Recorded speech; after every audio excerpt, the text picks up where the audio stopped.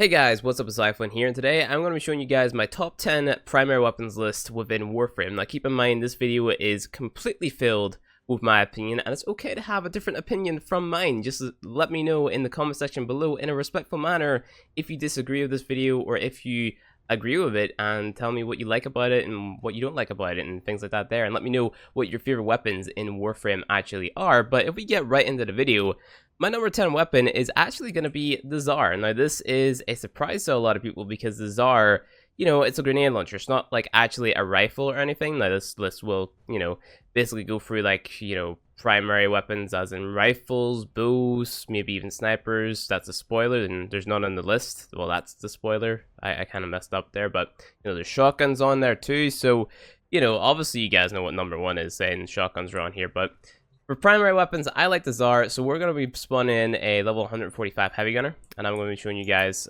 me killing this level 145 heavy gunner. Now, this isn't the type of enemy you usually use this weapon against, because, it's meant for grip killing, right? It's meant for killing those, pretty squishy infested enemies pretty quickly. Say you're farming polymer on Uranus or something. See what I did there on Uranus? Haha, funny joke, because we're all 12 who's watching this video. It's meant for farming those low-level mobs, killing them super quickly and killing them in massive groups. So that's why I run a crit build. I'm going to show you guys the builds that I use in this video as well. A crit build on the Tsar. Now, obviously, because I have this built for killing a shit ton of infested, because I play dark sectors to farm my polymer, I have been infested on there. You can swap that there out for whatever. Let's say, if you want more crit damage, if you run a crit build like this here, you can throw bladed rounds on there. Or say you're using this versus the Grenier for whatever reason, you can run Prime Bean of Grenier on there or whatever. It's just a basic crit build, and that's what I use on it, and I think it's pretty good. I just killed a level 145 heavy gunner with pretty much no sweat. I M-primed them, basically CCing him, and did my thing. You could do the exact same with a Bobbin or whatever. Obviously, it might take you a little while longer because you don't have that M-prime debuff, but whatever. It still gets the job done, right? So, next up, we're actually moving on to a very long time favorite of mine. Like, I wasn't super convinced with this weapon to begin with, but as time went on, I noticed how good this can be whenever I'm running things like invasions or exterminates, and I just want to get them done super quickly. And with the introduction of Riven mods, this weapon's been made 10 times better. So you can get like a super awesome Riven like the one that I have right here. 147 crit chance, 105% critical damage. Just super crazy shit, right? So what you're going to want to do is copy that build, mod it for, crit, maybe a status hybrid, whatever you want to do. And now we're going to jump in. We're going to test this out versus a level 145 heavy gunner. Now watch how fast my ammo goes down, and watch how fast the heavy gunner's health goes down as well. So, and also look at those red numbers. Those are pretty, right? Look at that shit. That's pretty awesome if you ask me, you know what I mean? So obviously you have to be sort of constantly hitting the guy. The ammo runs out pretty quickly, which is why it's high up on this list. Same with the Tsar. The Tsar's got a sort of niche use, and the Amprax is kind of just, runs out of ammo super quick, and that's why it's higher up. Now, whenever we get further down the list, obviously we get the more sort of sustainable, sort of endurance run weapons, I guess you could say. But, Amprex is a pretty solid weapon. Here is another look at the build. It deals base electricity damage, so, you're not going to be dealing crazy damage with it. It's really the crit chance, the crit multiplier, and maybe even the status chance, which sort of matters with this. So you can mod it for either or, depending on the type of Riven that you get for it, if you happen to get a Riven for it. So, yeah, it's a pretty crazy weapon on its own, even without the Riven, but, having a Riven for it just makes it 10 times better, and I highly recommend the weapon. And go out and get a Riven for it. It's got a neutral disposition, so there's no reason not to pick one up. You can get a pretty good roll out of that there. The pain in the ass with the Rivens is just the farming Kuva part, so I maybe getting the Riven in the first place as well. That's also a pain in the ass, but, that's another thing for another video. So, moving on, we have the Bratton Prime. Now, Bratton Prime, I don't usually recommend this to players, but I feel like it's a good weapon. I just think that it should be up here because of the 75 rounds in a magazine, the neutral disposition on the Riven, just the overall feel of the weapon. Did I even spawn an enemy in? I didn't spawn an enemy in, but oh, I did. Okay, he's just behind me. Okay, sneaky little shit. Okay, but you can get some pretty solid damage out of this. Now, maybe I should have put this behind the Amprex. You know what I mean? Maybe, I don't know. They're pretty close together. Now, this being a rifle, pretty decent damage, pretty solid, at least in my opinion.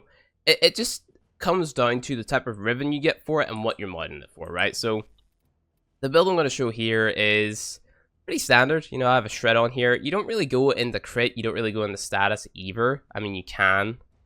Status. You know, I have a status ribbon, which is why I have a 73.9% status on there. So the ribbon for this is really the maker, like deal breaker, I guess you could say. So whatever type of ribbon you get, it's got a neutral disposition. And, you know, you could probably get better than the one I actually have. So the reason I'm running this and then my 90%, obviously I could get my status way up to 100% if I were to just swap out, let's say, we swapped that there, right? So what was that? That was my, my thingy. Was it my electric mod? So we threw on high voltage, you know, we get 84.6. You could maybe forma again or mess up your polarities or whatever, and then you could get, you know, another mod on there which would give you more status chance or whatever, and that would be totally cool, and you can turn it into a status weapon. Super awesome. I can't actually find because I already have it on. What a derp on my behalf. Let's go ahead and throw on a thermite rounds. There you go, 92.6%. You could probably get this to 100% status, like I said, but then you have Crucible Blast, and you'd see diminishing returns, and then you know, just a lot of things can be done with this weapon, which is why I have it on this list. You know what I mean? So it's not as if it's like super great must-have weapon. It's just a good feeling weapon, if you get what I mean. And you can get free enemies armor. You can put slash procs on them, fire procs, shit like that, and just kind of murder them, you know what I mean? It's just a good feeling weapon, especially for the type of content that's in Warframe now, where you're not really going to be going into those super, like, really high level content unless you're doing it on purpose, you know what I mean? So, you know, there's no real reason to do an endurance run, which is why, you know, I'm recommending sort of like just good feeling weapons rather than, oh yeah, maximum DPS type shit in this video. So, moving on, we are moving on to the Bolter Prime. Now, the Bolter Prime used to be the go-to for all the noobs back in the day. You'd see a Rhino Prime running around with Bolter Prime, running around with a Lex Prime 24/7. I mean, you still see people doing that to this day because it's such a common loadout. And the reason for that being is because of the puncture stat on this. It just allows you to shred through those, you know, those armored enemies, like so, you know. It picks up after a while, and you can definitely run hybrid builds on this as well. You run status build, you can run your, you know, your 90% build and everything like that there. So it just really comes down to whatever you have at the time, and that's what makes it a good weapon, you know what I mean? So we shred it for that guy. Level 145, no problem. Absolutely no problem. So this is the build I was using, 6 forma. Ribbon disposition isn't too good, status chance isn't too good, you know, your crit chance isn't too good either, but it's the damage that makes up for all that there with the puncture and the impact. So there's no slash thing there, so that means, you know, there's not going to be any negative effects coming from an extra damage type on there, which is why this weapon is so good. It's not super good at endgame where you have 4 cruise projections because there's no slash damage on there. But because of the puncture stat, it makes it super good for the newer players who might not understand how to make corrosive yet, might not understand the concept of armor or other damage types, which is why it's on this list. And it's just an overall cool weapon, you know, it feels good, it plays good. So that's why it's here. Moving on, I'm actually putting the Cerberus Prime above this. So the Cerberus Prime is another one of those really good feeling weapons, and you don't need to put that much effort into it either. Like, I have a crit build on here, and I only have 3 forma. You could also do like a status build on here, and you probably get even better results than this crit build, but I like my crit, so I'm running my crit. So, you know, you can spawn in a level 145 guy, and you just get constant headshots. I love the accuracy in this thing. You'd also throw heavy caliber on here as well, and maybe even get more damage, but it's all about those headshots, at least in my opinion, if you're running for the crit. And then you could throw on something like Argon Scoop as well to maybe get more sustained DPS and stuff like that there, if you're going for those headshots over and over and over again. So, you know, that wasn't super fast. It wasn't as fast as the Bolter, but it was still relatively quick. Like, if you, again, consider the type of content you're going to be playing in this game, you know, it's not super high level stuff, right? So, you know, there's no real reason to, I guess, beat yourself up for not one-shotting a level 145 enemy, right? So let's go ahead and simulate him again with the Argon Scoop on. I'll show you guys the build in a second. And you'll see, like, we get more consistent crits on him now, and he drops a lot faster because we have, you know, that Argon Scoop in place. We're getting those red crits and stuff, which is basically just more damage. You could also throw on something like bladed rounds as well. If you're killing the lighter enemies, then moving on to the heavier, you'll get more burst DPS from that there, and it's just going to be a lot better. But for sustained DPS, go ahead and throw on Argon Scoop, and that is pretty cool. Moving on from the Cerberus, we're actually moving on to one of my longtime favorites, which is the Soma. Now, the Soma is super good because of its crit chance and the crit damage. You see you have a 6.6 times multiplier.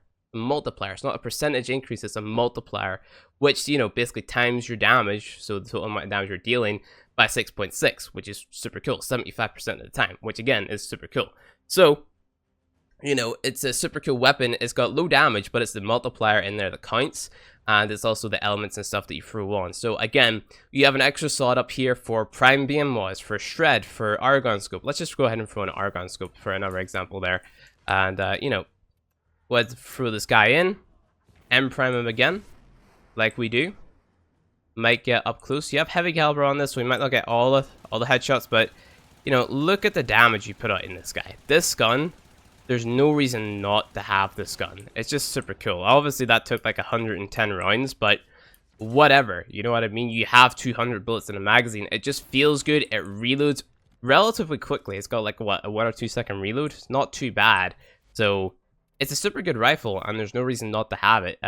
You know, you can get the regular Soma and get pretty much similar results, you know?